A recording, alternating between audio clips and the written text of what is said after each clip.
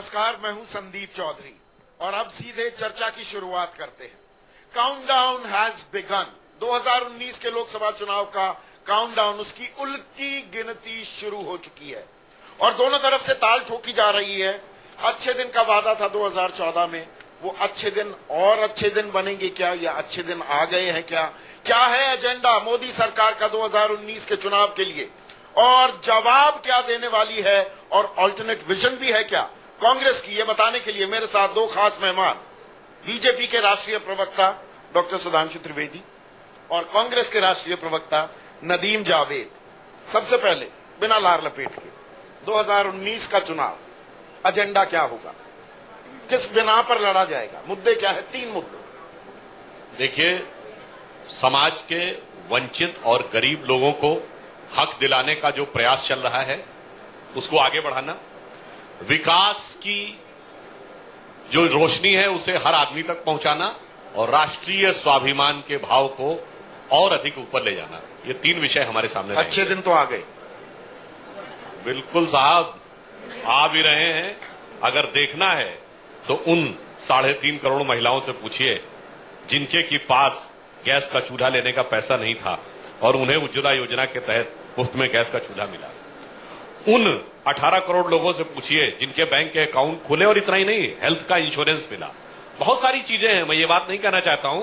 2 करोड़ युवाओं को रोजगार मिलना था, जो 18, 19, 20 साल का था, आज वो 23, 24, 25 साल का हो गया है। कितने रोजगार मिले हर साल? रोजगार की बात में भी मैं आपसे कहना चाहूंगा कि मुद्रा योजना और स्टार्टअप में जिन 8 करोड़ लोगों को पहली बार उन्होंने व्यवसाय के लिए लोन लिया है, उसमें जो रोजगार सृजित हुए हैं और उसका जो एक स्वरूप बदला है, किसानों वो एक प्रयास है। किसानों को न्यूनतम समर्थन मूल्य का 50% लागत से 50% किसानों को न्यूनतम, ये वादे 2014 के थे। ये मेरी किसानों को न्यूनतम समर्थन मूल्य वाले पर मैं कहना चाहूंगा कि कृषि की जो स्थिति थी, कृषि एक ऐसी चीज है जिसको कि परिवर्तन करने में समय लगता है। इसलिए जिन राज्यों में हम लंबे समय रहे वहां आप कृषि को देखिए। मैं चुनौती के साथ कहता हूं, मध्य प्रदेश लगातार 20% कृषि विकास, मतलब आपको 10-15 साल पहले सत्ता में रखें, कृषि में लंबा समय चाहिए। इसलिए मैं दावे से कहता हूं, जिन जिन राज्यों पर वादा तो 2014 में था, आते ही हम लागत का 50% इजाफा कर देंगे न्यूनतम समर्थन मूल्य में। हम लोगों ने 50% भी ऐड किया है किसान में। और मैं ये कह रहा हूं कि कृषि में जिन राज्यों में हम रहे, मुझे वाक्य पूरा करने दीजिए, सभी भाजपा शासित राज्यों में कृषि विकास की दर लगातार 10% से ऊपर है पिछले 10 साल में, जबकि 2.5 और 3 जिन राज्यों में हम लंबे समय रहे, कृषि के लिए करने की जो दृष्टि क्षमता भारतीय जनता पार्टी में है, वो धीरे धीरे आपको दिखाई पड़ेगी। आपकी विजन क्या है? अभी पिछले 5-7 दिनों से बड़े अग्रेसिव हो गए हैं आपके अध्यक्ष राहुल गांधी, पर बोध उनका ही आता, वो बताते हैं कि कांग्रेस बांटती है, हम प्यार करते हैं। ये सत्संग चल रहा है कि राजनीति हो रही है? नहीं, देखिए, आइडिया ऑफ इंडिया क्या होगा 1947 की आजादी के बाद जब इस देश का निर्माण शुरू हुआ, तो गांधी के विचार के साथ ये देश आगे बढ़ा और कांग्रेस पार्टी ने उस विचार का नेतृत्व करने का काम किया। और उसमें मूल जो संदेश था वो इंसानियत का था, मोहब्बत का था, अमन का था, शांति का था, सौहार्द का था, कौमी एकजुटता का था। कब तक? नहीं, सत्संग की बात नहीं है। इस देश के कंपोजिट कल्चर को बचा के रखना इस मुल्क के विकास के लिए आवश्यक है। और मैं इस बात को इसलिए कहता हूं, और जो सत्संग की आपने बात की, देखिए मूल आप क्या देने वाले हैं, आइडिया क्या है? उसी पे आता हूं। जो संदेश भगवान राम का था, जो प्रॉफिट मोहम्मद का था, राम राज्य लाने वाले हैं, जो प्रॉफिट मोहम्मद का था, जो मंडेला का था, जो गांधी का था, वो इंसानियत का संदेश था। और मैं समझता हूं कि किसी भी देश का विकास बगैर इंसानियत के और भाईचारे के नहीं हो सकता। दूसरी बात, रोजी रोटी के मूल सवाल पे आता हूं। रोटी, कपड़ा और मकान, विकास, उसके लिए आपका दृष्टिकोण क्या है? उस पर चुप्पी क्यों साध जाते हैं? बिल्कुल चुप्पी नहीं साधी गई। बिल्कुल चुप्पी साधने का कहीं कोई सवाल पैदा नहीं होता। कांग्रेस पार्टी का महाधिवेशन अभी संपन्न हुआ है, जिसकी चर्चा आपने की। उस महाधिवेशन में कांग्रेस पार्टी ने उसका राजनीतिक प्रस्ताव, उसका आर्थिक प्रस्ताव, विदेशों से हमारे संबंध, एग्रीकल्चर वगैरह विषय पे हमने बात की है। मूल प्रश्न ये है कि 2014 में एक सरकार इस देश के अंदर बनी, और याद करिए कि 60 साल बनाम 60 महीने का वो पूरा चुनाव जो नारा था, वो 60 साल बनाम 60 महीने का था। अच्छे दिन की चर्चा आपने भी कर दी, बड़ा मशहूर नारा था कि अच्छे दिन आएंगे। और जो मूल सवाल थे राज्यों में क्या हो रहा है मैं उस पर नहीं जाना चाहता। मैं केवल मूल सवाल है जो हर किसी की जुबान पर है, 15 लाख का क्या हुआ, 2 करोड़ रोजगार का क्या हुआ, स्वामीनाथन का क्या हुआ। एक भी जो वायदा था वो पूरा होता हुआ दूर दूर तक दिखाई नहीं देता है। हम विपक्ष में हम विपक्ष में है, इनकी कमियां गिनाते रहेंगे या अपना ऑल्टरनेटिव पॉइंट लेकर आएंगे। हम विपक्ष में, हम देश को ये देने वाले हैं, हम विपक्ष में थे, क्या देने वाले हैं? 3 बड़ी चीजें बताइए। नहीं, एक तो हमने तो किसानों के लिए कहा है कि अगर हम आएंगे तो उनकी कर्ज माफी के सवाल को, बस कर्ज माफी बढ़िया बांटेंगे।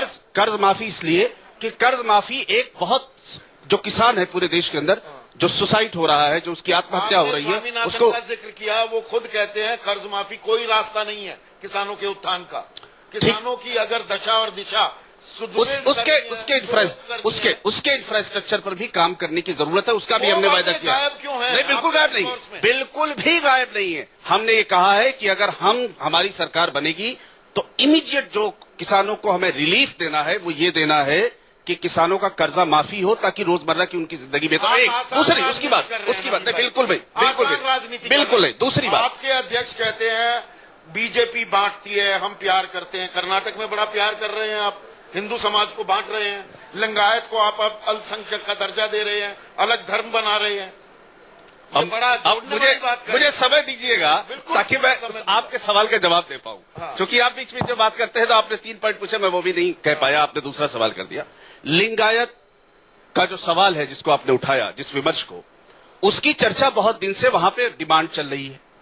राज्य सरकार ने एक कमेटी का गठन किया और उस कमेटी ने यह कहा कि इमीडिएटली आप इसको इंप्लीमेंट कर दीजिए। राज्य पौने 5 साल बाद याद मैं समझता हूं कि ये सत्ता की बात ही नहीं है, बांटो फूट डालो, बिल्कुल भी नहीं।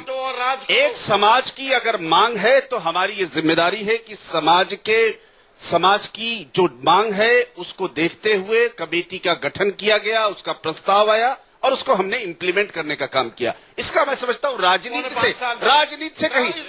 से कोई लेना देना नहीं है, इसका राजनीति से कहीं कोई लेना देना नहीं। देखिए इन्होंने कितना बढ़िया काम किया है कि लिंगायत समाज को कहा कि एक अलग धर्म होगा और ये अल्पसंख्यक होगा, ठीक है।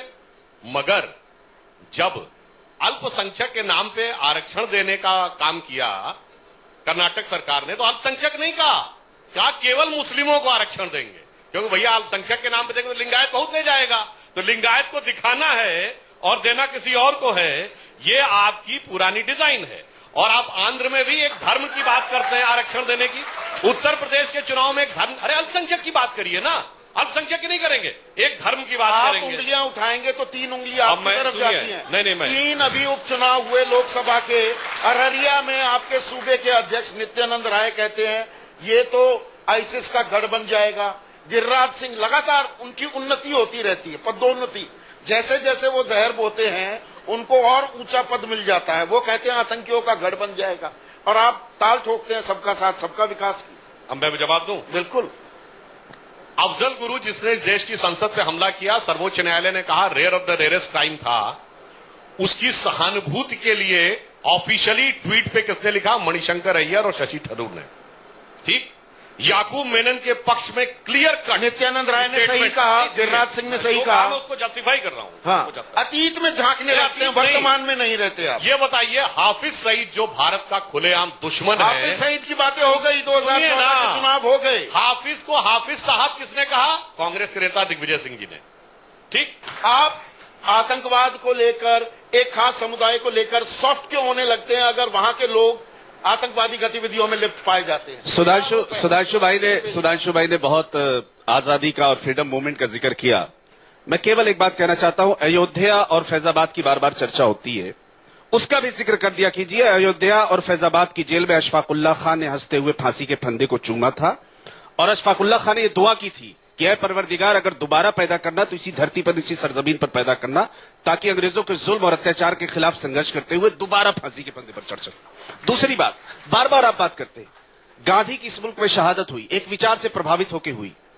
इस देश के लिए बार बार कांग्रेस पे सवाल खड़े करते हैं, मुझे बड़ा ताज्जुब होता है। इंदिरा गांधी की शहादत हुई, इस देश की एकता के लिए हुई। राजीव गांधी की शहादत हुई, इस देश की एकता के लिए हुई। बेअंत सिंह पंजाब में शहीद हो गए, हजारों हजार कांग्रेस के लोगों ने इस देश के लिए कुर्बानियां दी, इस देश के सम्मान को बचाने का काम किया। पर जो आप क्या आरोप सवाल खड़े लगता कर है और उसका आपको आप बार बार सॉफ्टली मुस्लिम रहती है कांग्रेस पार्टी। आपकी इंटरनल कमेटी रिपोर्ट्स ने भी इस बात को कहा है कि ये हमारे ऊपर आरोप लग गया। आपकी अध्यक्ष ने कहा एक कॉन्क्लेव में, सच्चर कमेटी के एक मुस्लिम परस्त पार्टी है, इसका नुकसान सच्चर कमेटी की रिकमेंडेशंस ने बहुत स्पष्ट शब्दों में कहा है कि इस मुल्क में मुसलमानों के हालात देखिए, जो सत्यता है उसको स्वीकार करना चाहिए। समाज में अब कांग्रेस हिंदू हो गई, या हिंदू और मुसलमान की बात ही नहीं हो रही है। मैं समझता हूँ राजनीति आम आदमी के सवाल पर होनी चाहिए, हिंदू मुसलमान पे नहीं होनी चाहिए, जो भाजपा करने का लगातार प्रयास करती है। केवल हिंदू मुसलमान ना, मैं केवल ये कह रहा हूँ, राहुल जी ने बहुत स्पष्ट कहा है कि मैं मंदिर भी जाता हूँ, मैं गिरजा घर भी जाता हूँ, मैं मस्जिद भी जाता हूँ, मैं दूसरे स्थानों पे भी जाता हूँ। और हम समझते हैं कि इस देश को चलाने के लिए सबको लेकर चलने की आवश्यकता है, जो कांग्रेस का पूरा विचार है। 2019 में सेकुलरवाद बनाम हिंदुत्व लड़ाई होगी या दरअसल सेकुलरवाद का चोगा आपने उतार दिया है? सीधा सवाल। देखिए, सेकुलरवाद है क्या? अच्छा, अब ये बड़ा एक अजीब बात है कि सेकुलरिज्म पे बार बार हमला होता है कि साहब ये सेकुलरवाद है, ये सेकुलर, ये राष्ट्रवाद है। अब आप मैं समझता हूँ नहीं, देखिए ऐसा है कि गांधी भी जब शहीद हुए थे, गांधी जब शहीद हुए थे तो गांधी ने भी हे राम कहा था। गांधी ने क्या कहा था? हे राम कहा था। मैं कहता हूं कि सबको लेकर चलने की बात और सबके सम्मान की बात ही मैं समझता हूं कि सेकुलरिज्म है। सबके विकास की बात, सबके पहचान की बात, सबके सम्मान की बात, सभी धर्मों को साथ लेकर चलने की बात। हम थोड़ा और आगे बढ़ते हैं क्योंकि हम 2019 की बात कर रहे हैं। 2019 की विपक्षी मोर्चा बनेगा उसकी अगुवाई कौन करेगा? डिनर डिप्लोमेसी तो हो रही है, पर सोनिया गांधी देखिए, इस देश के अंदर अलग अलग समय पर विपक्षी एकता बनी है। 1977 में बनी, कांग्रेस के खिलाफ बनी, दक्षिण में बनी, मैं उसी पे आ रहा हूं, 1989 में बनी, और इस हद तक बनी कि दक्षिण पंथ और वामपंथ गैर कांग्रेसवाद के नाम पर इकट्ठा हुआ। इतिहास है इस देश का, राजनीतिक इतिहास। अभी जो हालात है उसमें गैर भाजपावाद के नाम पर ऐसा लगता है कि वो तमाम विचार नहीं, गैर कांग्रेसवाद के खिलाफ भी एक तीसरा मोर्चा शक्ल अख्तियार कर रहा है। मैं संदीप भाई, मैं जवाब अगर समय देंगे तो कृपा हो जाएगी। मैं ये कह रहा हूं, गैर भाजपावाद के नाम पर ऐसा लगता है कि बहुत सारे दल, जिनको लगता है कि मोदी साहब ने इस देश के साथ सिर्फ जुमले बोले हैं, वो इकट्ठा होने की कोशिश कर रहे हैं। अलग अलग दल है, अलग अलग विचार है, अलग अलग जरूरतें हैं, अलग अलग उनके चैलेंजेस हैं। इसलिए इकट्ठा होना भी कोई आसान काम नहीं, मुश्किल काम है।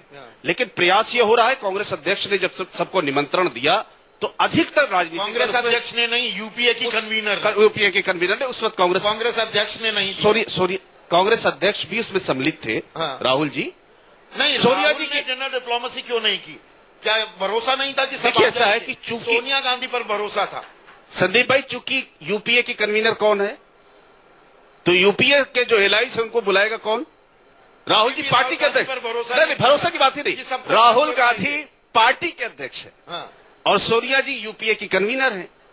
तो हम बुला किसको रहे हैं? यूपीए के जो हमारे सहयोगी दल हैं उनको बुला रहे। राहुल गांधी होंगे या ममता बनर्जी, टीडीपी के चंद्रबाबू नायडू? देखिए, ऐसा है, और खड़ा हो जाएगा। देखिए, सब व्यवहारिक बात की जाए, शरद पवार जिसके पास जिस नंबर्स का गेम है सारा, किसके पास ज्यादा नंबर है, जिसका नंबर होगा जाहिर है कि उसको नेतृत्व करने का मौका मिलना चाहिए। और हम समझते हैं कि कांग्रेस पार्टी संभल कर क्यों बोल रहे हैं? मतलब अभी पूरा भरोसा नहीं? बिल्कुल साथ आ जाएंगे, बिल्कुल भरोसा है। कांग्रेस पार्टी इस देश का सबसे बड़ा दल है। भारतीय जनता पार्टी के पास आज की संदीप जी नंबरों में उन्होंने कहा जिसके पास नंबर होंगे वही नेता बनेगा। आपने कहावत सुनी है कि मल्लन से मल्ल घनेरे, बाहर ना तो घर में भतेरे। यानी पहलवानों को लड़ना है तो बाहर नहीं, अंदर भी बहुत पहलवान है जो कुश्ती करने को तैयार कर। सुधांशु भाई, आपकी बात हो गई, मैं बात कंप्लीट कर लूं। सुधांशु भाई, एक 30 सेकंड की बात है। मैं ये कह रहा हूं कि कांग्रेस पार्टी 1996 में भी इस देश में सरकार बनी थी, हमने समर्थन दिया था, बाहर से एक सरकार बन गई थी। 98 में भी, फिर उसके बाद बीजेपी की सरकार बनी। मैं ये कह रहा हूं कि आज के जो हालात है उसमें कांग्रेस सबसे बड़े दल के रूप में आएगी और हमारे जो सहयोगी दल हैं, अधिकतर लोग लगता है कि हमारे साथ मिलकर चुनाव लड़ेंगे। और हमें लगता है कि 2004 में जिस तरह से हुआ था, 2004 में जिस तरह से हुआ था, उसी तरह से 2019 के चुनाव के नतीजे आएंगे। 30 सेकंड हो गए, मैं जवाब दे दूं। देखिए, गठबंधन सरकार इस देश में एक ही रही है जिसने अपना कार्यकाल पूरा किया, अटल बिहारी वाजपेयी जी के नेतृत्व में एनडीए की सरकार। गठबंधन चलाना हमको आता है। नहीं, 2004 में भी गठबंधन की सरकार थी। 2004 में गठबंधन की सरकार थी। नहीं, आपने कहा केवल एक सरकार ने कार्यकाल पूरा किया, गलत बात थी, इसलिए कह रहा हूं। अब चक्कर क्या होता है कि जो एक गठबंधन बनता है गैर भाजपावाद के नाम के ऊपर, आप ज्यादातर समय में देखें तो वो एक कैलेंडर ईयर नहीं पूरा कर पाता है। चंद्रशेखर जी की सरकार 91 में, देवगौड़ा जी की सरकार 96 में, गुजरात जी की सरकार 97 में, और अभी आप देखिए बिहार में भी बना तो बहुत जल्दी बना और साल 1.5 साल में टूट गया। क्योंकि कारण क्या है? एक कॉमन एजेंडा नहीं, एक कॉमन नेता नहीं, एक कॉमन संगठन नहीं, कुछ तो सेंटर ऑफ ग्रेविटी होना चाहिए। और सुनिए, अहंकार की इतनी लड़ाई कि ये जो सो कॉल्ड दल है ना भाजपा विरोधी, इनके लिए तो वही वाली लाइन लागू होती है कि तुम्ही से मोहब्बत, तुम्ही से लड़ाई, अरे मार डाला दुहाई दुहाई। टीडीपी छोड़कर चली गई, शिवसेना आके तरेर रही है, शिरोमणि अकाली दल कह रहे हैं गठबंधन धर्म निभाना सीखो, पीडीपी बाहर निकलने के कगार पर, आप यहाँ पर कह रहे हैं कि गठबंधन आपको चलाना आता है। टीडीपी का कारण स्थानीय है और स्थानीय कारणों से वो अपना कार्य कर रहे हैं, हमें उनसे कोई आपत्ति नहीं है, वो हमारा विरोध कर रहे हैं, उसका कारण बहुत शुद्ध रूप से स्थानीय सारे दल मिलकर। 4 साल से कोई सुगबुगाहट नहीं थी, अब अंदर खाने ये क्या होने लगा है? एनडीए तो बड़ा मजबूत दिख रहा है। सुनिए तो, शिवसेना की जहां तक बात है, शिवसेना हमारा आइडियोलॉजिकल एलाई है, तमाम अंतर विरोधों के बावजूद हमारे साथ रहेगा। इनसे पूछिए शिवसेना के साथ जाने को तैयार है? शिवसेना के साथ जाने को नहीं, देखिए शिवसेना ठीक कहा उन्होंने, देखिए पहले ही नए हो गया। नहीं, तो देखिए शिवसेना जो है वो भारतीय जनता पार्टी के शुरुआती समय से उनका एलआई है, उनका पार्टनर है। टीडीपी लंबे समय से भारतीय जनता पार्टी और एनडीए के साथ है। अभी कुछ और साथी उत्तर प्रदेश में राजभर वगैरह भी जुड़े हैं, उनकी भी चर्चा रोज हो रही है कि वो भाजपा की सरकार के बारे में क्या कह रहे हैं। मैं केवल ये कहता हूं कि जो आपके दल है, आपके साथ है, वो वही आपके खिलाफ अविश्वास प्रस्ताव ला रहे हैं लोकसभा के अंदर, और उन्हीं को विश्वास नहीं है आप पर। अभी तो ला ही रहे हैं ना। हाँ, सदन नहीं, अभी उनको विश्वास नहीं है, इसलिए विश्वास ला रहे हैं। करने देगा तब तो पेश ही नहीं होने दिया जा रहा। आज स्थिति ये है कि हमारा विरोध करने के लिए ये तो अविश्वास प्रस्ताव ला नहीं पा रहे हैं और हमारे साथियों के ऊपर केंद्रित होकर ये काम करने का प्रयास कर रहे हैं। बेचारे कितना, ये आपकी रणनीति तो नहीं, ये पूरा ध्यान भटकाने के लिए कि बजट सत्र में एनालिटिका से लेके कितना आउटसोर्स करते रहेंगे। बजट पास हो जाता है लेकिन अविश्वास प्रस्ताव नहीं पेश हो पाता, क्यों? ये तो अविश्वास प्रस्ताव लाने वालों से पूछिए ना। आप बताइए। नहीं, वो सुधांशु जी अक्सर शेर सुनाते हैं, मुझे किसी का शेर याद आ रहा है कि वही कातिल, वही शाहिद, वही मुंसिफ भी है, अकरबा मेरे करे खून का दावा किस पर। कि आप यही नहीं बता पा रहे हैं कि जो आपके सहयोगी और साथी है और जिनके साथ मिलकर आपने लंबे समय तक सरकार चलाई है, वो लोग आप पर विश्वास नहीं कर रहे हैं, तो देश की जनता आप पर क्या विश्वास करेगी? ये एक महत्वपूर्ण बात है। दूसरी बात ये, मैं आपसे ये अर्ज करूं कि जिस गठबंधन की चर्चा की सुधांशु जी ने, 2004 में जो सरकार बनी थी वो शुद्ध रूप से गठबंधन की सरकार थी। 2009 में जो सरकार बनी उसने भी अपना कार्यकाल पूरा किया, वो गठबंधन की सरकार थी। अटल जी की सरकार भी गठबंधन की सरकार थी, 24 दलों के साथ। नरसिम्हा राव की सरकार भी। तो इस तरह जितनी सरकार, ऐसा नहीं कि केवल अटल बिहारी वाजपेयी की सरकार गठबंधन की सरकार थी जो सफल हुई, उसके बाद कई सरकारें ऐसी थी जिसने सफलतापूर्वक अपना कार्यकाल पूरा किया। अहम मुद्दा, थोड़ा चर्चा आगे बढ़ाते हैं। सुधांशु त्रिवेदी, सबसे अहम मुद्दा, बल्कि मैं कहूं 2014 चुनाव का था करप्शन, काला धन। 15 लाख रुपए आने वाले थे, 2 लाख करोड़ से लेकर 20 लाख करोड़ का आंकड़ा बताया गया, बाहर हमारा धन पड़ा हुआ है। आज की तारीख में हालत यह है, ललित मोदी से लेकर विजय माल्या से लेकर और अब नीरव मोदी, और नीरव मोदी कैसे 13,500 करोड़ रुपए लेकर भाग गया, इस पर चर्चा नहीं हो पा रही है सदन में। सबसे बड़ा मुद्दा 2014 का, 2018 में आप खामोश हैं भ्रष्टाचार को लेकर। हम तो हर विषय पे चर्चा करने को तैयार हैं। आप बताइए, ये जितने भी लोग गए थे, इन्होंने पैसा कमाया किसके रिजीम में और कार्रवाई हुई किसके रिजीम में? पैसा आप ये बताइए। कांग्रेस की रजीम में, नहीं, भागते हैं आपकी रजीम में, फुर्र हो जाते हैं, तो दीजिए चिड़िया फुर्र। भैया बोलने तो दीजिए। हाँ। ये बताइए, इनके रिजीम में एक भी केस दर्ज था?